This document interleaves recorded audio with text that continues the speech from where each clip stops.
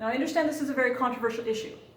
It's difficult to determine really if this scene is hashtag NDLU because, I mean, we can all see it. It's not really a detail. Or whether it's hashtag HNNG. My response to that controversy is, why not both? Anyway, here we have Anne Walker basically saying, I'm so sad. You know what would make me feel less sad? If you started kissing my mouth. After a very odd directorial choice to feature some scenes that have nothing to do with Anne and Anne getting it on, we're back to the sitting room. The same couch as the night before, the same position as the night before, and this is what consent is all about. So start taking notes, kids. Consent is so fucking hot. Not just the way Anne Walker gives it, but the way Anne Lister receives it.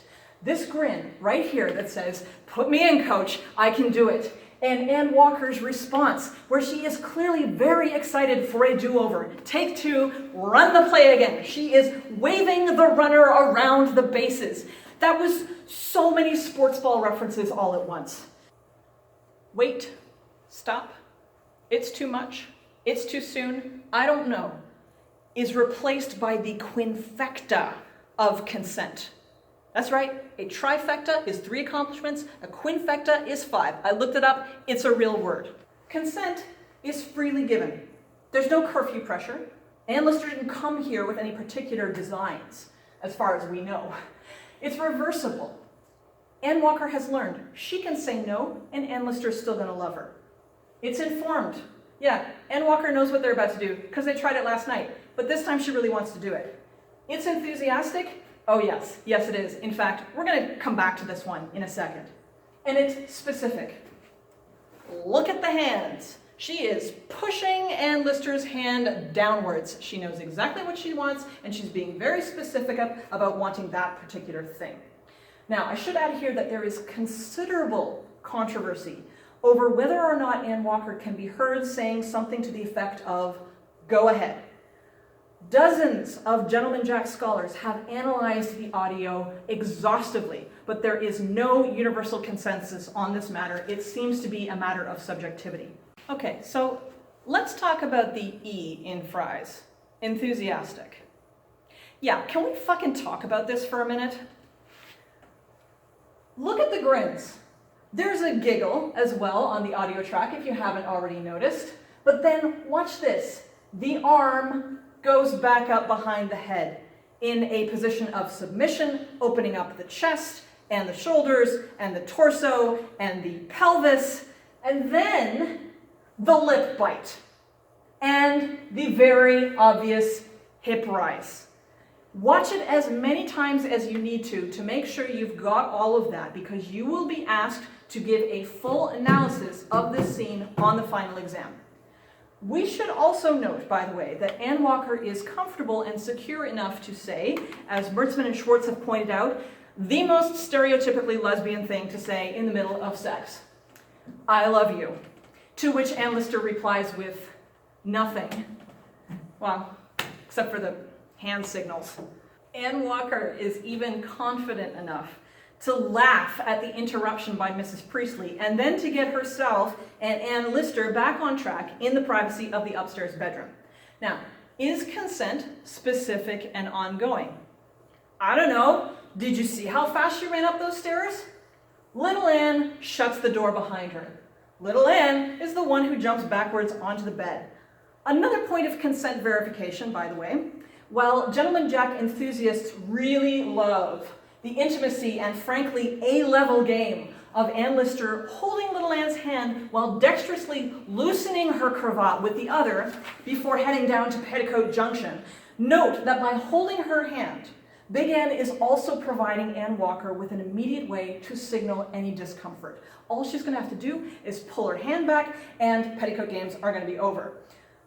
Although the fact that little Anne is running her thumb over Big Anne's knuckles and vocalizing, if not verbalizing her consent, suggests that we are go for launch. But wait, we're not done with consent here, because an important part of consent is checking in with your partner after the consensual activity to make sure everything is okay. And once again, this is accomplished via body language. In fact, Ann Lister, uncharacteristically, by this point, has not said a word since Eliza. So here they are, staring into each other's eyes, playing with each other's fingers, Anne kissing little Anne's hand, seeing each other in the new light of heightened physical intimacy. And it's clear that their absolutely beaming smiles communicate both satisfaction and security. Did you like that? Good, because I liked that too. I'm going to cheat just a little bit here. Now, I told you that this lecture was going to cover episodes 1 through 3.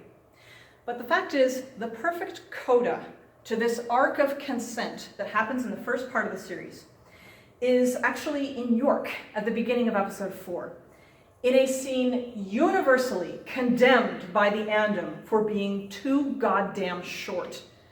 We're treated to a beautiful vision of Power Bottom Anne, taking the superior physical position, leading the action, and stealing Ann Lister's beloved pocket watch, and not even really getting in very much trouble for it.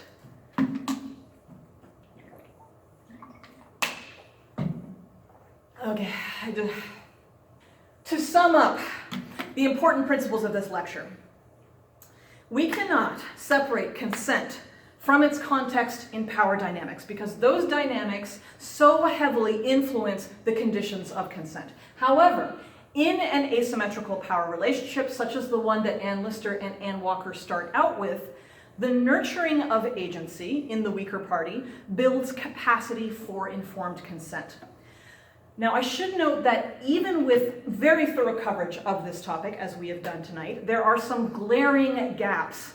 We have not, for example, revisited and readdressed Anne's behaviors and responses in the light of her experiences with Thomas Ainsworth, which don't actually get revealed until episode 4.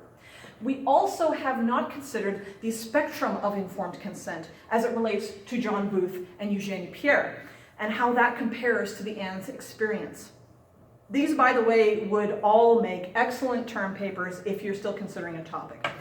So, feel free to come up to office hours if you'd like to discuss your topic further, or if you need help selecting one.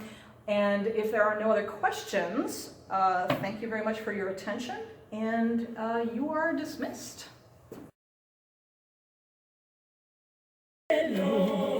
Keep your head low. Oh, you gotta keep your head low. If you wanna keep your head, oh, you gotta keep your head. In the coldest time of year, why is it so hot down here? The arm. Lifting back behind the head. Oh my gosh, I gotta do this right. Oh my God. Guys, I've done so well. I've done so well so far, but I can't. I'm dead. I'm dead now. It's okay. Your final papers will be graded by my ashes. Everything is fine.